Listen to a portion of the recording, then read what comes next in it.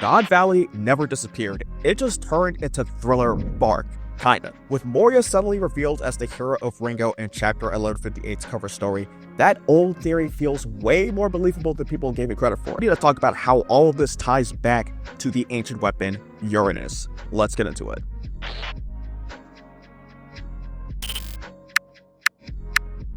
Fans have been tossing around the idea that God Valley didn't just vanish but actually turned into thriller bark for years. Personally, I think on its own, the theory's got a lot of interesting legs, but it's still just speculation. But right now, with how things are unfolding, you can't really ignore it. Oda just reframed Moria in Chapter 1158's cover story, showing him as the Hero of Ringo who once fought Kaido, which we already knew about. But the kicker is, he was raised in Wano and was looked up to as a hero. That is a massive what the fuck moment, and it's not happening out of the blue. It's dropping right as Harold's flashback is building up to the full story of the God Valley incident. That overlap makes the Moria reveal feel way more meaningful, almost like Oda's quietly pointing him out as the missing link. Suddenly, that old theory that God Valley became thriller bark doesn't seem like a, yeah, I could see the fish, but whatever kind of theory. It feels like a legit setup. So, if the Moria reveal is Oda signaling us to revisit thriller bark, the next question is, what exactly happened in God Valley? The government says it disappeared, but that word's got a lot of baggage. Islands don't just poof out of nowhere unless you're hallucinating or get jutsu baited by Zoro's soon-to-be-revealed Sharingan. And Oda has already played with this idea in a different ways. Because you got Upper Yard, half of Jaya torn into the sky thanks to the knockup stream. You got Zo, which is an elephant island that walks across the ocean. And then you got Thriller Bark, obviously, a floating landfill of dead bodies pretending to be a ship. And then there's Lucia Kingdom, which got completely wiped out without a trace by what's suggested to be an ancient weapon, and then immediately, quote-unquote, erased from the history books as if it never existed. Combine all those examples and you begin to see a pattern. In One Piece, some islands aren't permanent. They can move, transform, or be wiped out entirely. That's one way to be unpermanent. Which raises the real question. If God Valley didn't sink or explode, what kind of power could make an island disappear? One possible answer is obviously Uranus. We don't know exactly what this is yet, but everything we've seen so far points to it being some kind of island-sized weapon. If Lucia really was destroyed by Uranus, then it proves the world government has the firepower to make an entire kingdom vanish without a trace. Now take that logic back to God Valley. Another One Piece YouTuber, Tainton Marth, pointed out that the island's overall shape looks like it could be the top half of a spaceship, which would explain why the island disappeared after the incident. So imagine Uranus lifting off, its structure doubling as the weapon itself with a space laser, and with the civilian town part of God Valley sitting on a chunk of land inside. The spaceship departs, but that chunk of land fucks off and stays behind in the West Blue. That could be the very same chunk of land Moria later refitted into Thriller Bark. And if you go back to the comparisons between God Valley and Thriller Bark that I showed earlier in this video, focusing on the architectural details, it actually starts to make sense. Not only that, it would also explain why we see zombies of some of the Rocks pirates like Captain John, Gonzui, and Gil the Star, which is still wild to me that that's the same guy from Wanted. And so that visual continuity makes this theory feel less headcanon and more like Oda quietly leaving us clues in plain sight. And the more you line up the details, the stronger it looks. Wano was first mentioned during the Thriller Bark arc. Oda didn't need to do that unless he wanted to connect Moria's story back to Wano from the very start. Moria himself was born in the West Blue, the same sea where God Valley last existed, which already puts him in the right place to inherit that missing chunk of land. And now, the fact that Oda chose to reintroduce Moria's backstory right as Harold's flashback is leading us to the God Valley incident feels way too deliberate to ignore.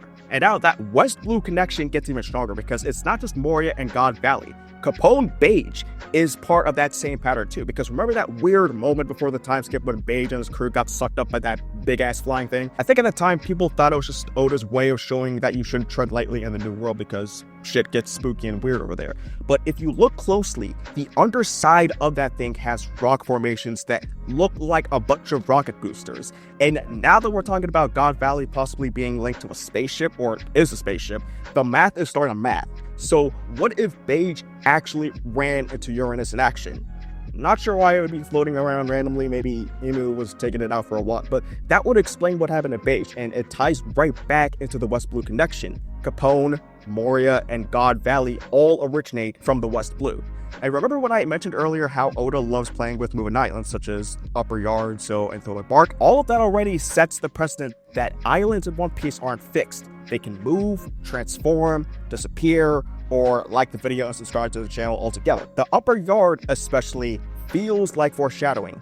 Half an island left behind, half of it lifted into the sky. But once you realize that, the idea of God Valley just leaving doesn't sound so far-fetched anymore. We can strengthen this theory even more because if God Valley really is Uranus, then the way Oda presents it connects to something many fans might not even know. Uranus's real-life moons are all named after Shakespeare characters.